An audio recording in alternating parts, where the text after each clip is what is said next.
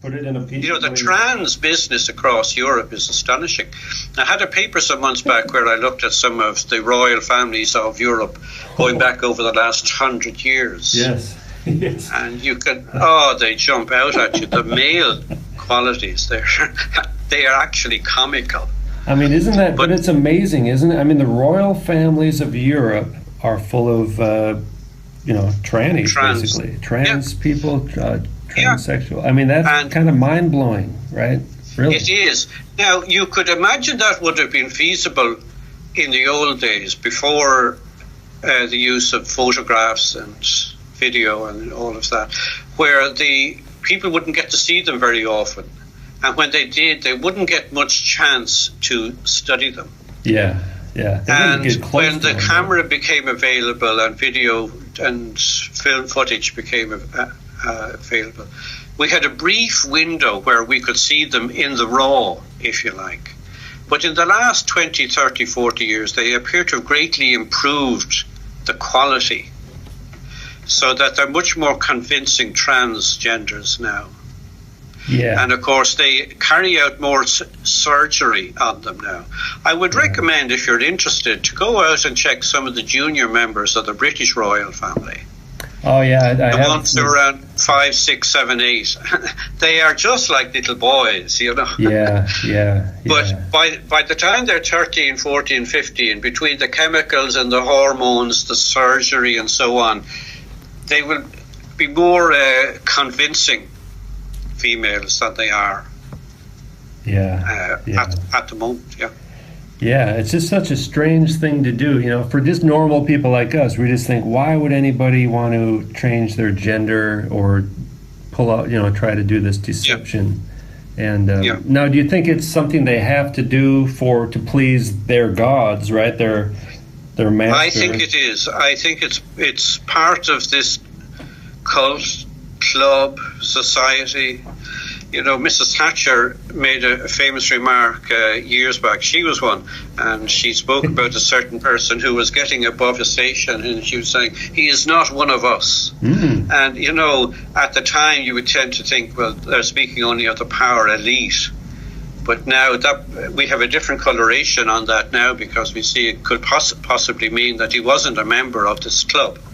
One of us, yeah. One of us. So there is some club. And I think the Mitfords used to have a term, you and non-you. Ah. The you being us, and of course the non-you being the rabble. And if you're one of us, then of course there must be some physical evidence that you have joined this club. Now, I don't think all of the males have to do it, or even all of the females, but it is quite obvious, the more I study this, these people hate natural women. Yeah. They hate natural childbirth, they hate natural marriage, they hate natural families. Yes. Is that their hatred of humanity in general, or what is that all Well, about? it seems to be whether Satan hates women more than men, and this is carried through, or whether it's part of a general strategy that they are following to wipe out the family, separate sex and marriage, separate the rearing of children from their parents, so that the state raises and brainwashes the child, and where generation takes place without the uterus, because the striking feature of an androgyne is the thing you can't see. They don't have a uterus. Ah, great point. But they always pretend like they do.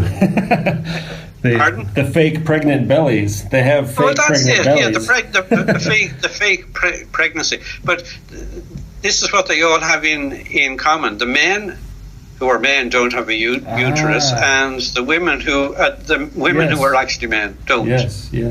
So you see, Satan hates this, because that's the means by which the Lord brought Christ into the world and caused the defeat of Satan.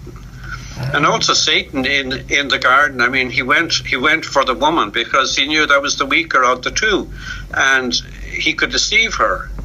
And Paul actually says that Satan didn't deceive Adam. Okay.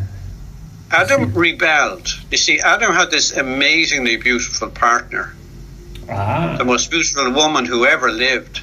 Yeah. Satan Satan Adam didn't really believe the lies that Satan told. But he went along with it because he was losing his woman. You know? Yeah. And this seems to be all part of it. Satan is attacking women. The attack on women today is staggering. Yeah. And you see how they're suffering by trying to lose weight, anorexia and bulimia and all kinds of neurotic practices and exercising to death simply to look like one of these strange transgender gargoyles. I mean... Yeah, and not wanting to get pregnant, to get fat and stuff. And not wanting to get pregnant. Not wanting to have babies. Abortion. That's abortion. And the murder of children. Is anything more pleasing to Satan than to have a mother kill her own child? Wow.